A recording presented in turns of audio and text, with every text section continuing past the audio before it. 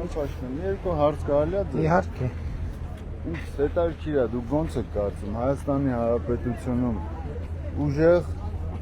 դուխով կամ հպարտ քաղաքացի մնացել է։ Իհարկե, լիքը։ Հա, չբացի ձեր ղեկավար Դուք օրինակ։ Ես вообще դուխով չեմ Ինչի՞ չի զգացում, որ արդեն հպարտել չեմ։ Ինչի՞։ Ես իմ երկրում իմ քաղաքում դուխով ու հպարտ Ինչի՞։ եմ, բայց դրսերը ոչ դուխով են, ոչ հպարտ։ Դրսերը ինչ կապ ունի, ամեն երկրի քաղաքացուն պետք է դուխով հպարտ լինի, դրսում քաղաքացին ինչի պետք է դրսով։ Մենք մեր երկրում հպարտ ենք, դուխով ենք։ Բա ես մեր երկրի պատասխանատուն եմ, բա դրսի պատասխանատուն ես եմ։ Բայց Հայաստանից ելնում ես դուրս, էլ դու ոչ դուխով ես, ոչ հպարտ ես, որովհետև մնացածը արդեն դուխովացե ու հպարտացել է։ Եղբայր, ուրեմն ու այդ խաղաղությունը, պարոն Փաշինյան, որ ժամանակավոր բերել եք մեզ, որ այդ խաղաղությունը կապված է զուտ ձեր անձի հետ, որովհետև բազմիցս եւ դուք եւ մնացածը շեշտում եք, որ եթե դուք չլինեք, պատերազմ կլինի։ Բայց արդյոք մեզ պետք է այդպես խաղաղություն, եթե մի անձի հետ է կապված այդ խաղաղությունը։ Աստված ոչ ասցե, ես երևի թե այդ ձեր ասածից հետո ամեն օր աղոթում եմ, որ ձեզ բան չլինի, հանդերձ կռիվ չլինի։ Բա որ Աստված ոչ անի, ձեզ մի բան լինի։ Էլ всё, հա, խաղաղություն չի լինի։ Որ ավարտեք, ես կարձագանքեմ։ Ավարտեցիք, վստահեք։ Առաջին ամեն քաղաքացի դուխով ու հպարտ պետք է լինի իր երկրում։ Ուրիշ երկրում դուխով ու հպարտ պետք է լինի այդ երկրի քաղաքացին։ Մնացած երկրում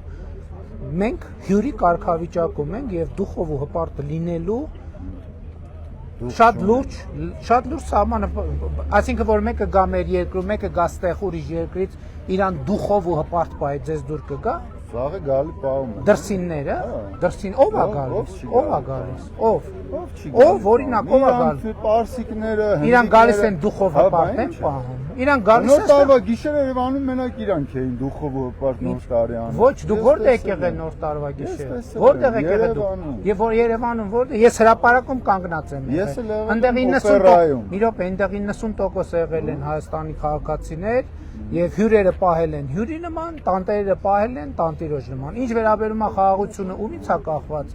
Մենք ընտրություններում հանդես են գալիս ժողովրդին ուղղված տեր կանգնիր խաղաղությանը կարգախոսով։ Դա նշանակում է, որ մենք մարդկանց ասում ենք, որ խաղաղությունը ոչ թե ինձնից է կախված կամ մեր թիմից է կախված, խաղաղությունը կախված է ժողովրդից։ Եվ ժողովուրդը այս ընտրություններում խաղաղության իր կամքը պետքա ցույց տա։ Ինչպես պետք է ժողովուրդը իր այս ընտրություններում խաղաղության իր կամքը ցույց տա։ Իր կամքը պետք է ցույց տա, որ հանդես գալով խաղաղության ծրագրով եւ կարգախոսով հանդես եկող ուժերի օգտին, որովհետեւ այն ուժերը, ովքեր գալիս են, ասում են 29743 քառակուսի կիլոմետրով մենք չպետքա բավարարենք, այդ ուժերի հաղթանակը նշանակում է կոնֆլիկտ, նշանակում է պատերազմ։ Այն ուժերը, ովքեր պաշտոնական իրանց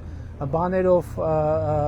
պոստերներով, վիդեոներով հանդես են գալիս Հայաստանի Հանրապետության միջազգայինորեն ճանաչված տարածքից դուրս քարտեզներով, այդ ուժերի իշխանության գալը նշանակում է կոնֆլիկտ եւ պատերազմ։ Մենք չենք ասում, որ խաղաղությունը կախված է մեզնից, մենք ասում ենք խաղաղությունը կախված է ժողովրդից եւ ժողովուրդը այս ընտրություններում պետք է խաղաղությունը տեր կանգնելու իր կամքը ցույց տա։